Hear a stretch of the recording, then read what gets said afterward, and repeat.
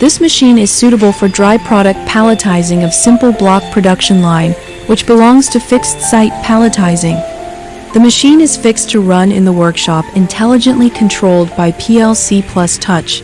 Screen the dual hydraulic control oil circuit is separated. The actions do not interfere with each other, and the brick and splint work at the same time, which greatly improves the work efficiency.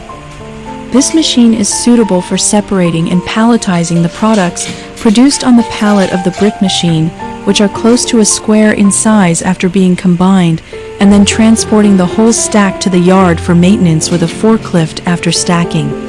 It can also be used with forklift clamps to achieve no pallets palletizing and loading bricks directly, greatly saving labor costs.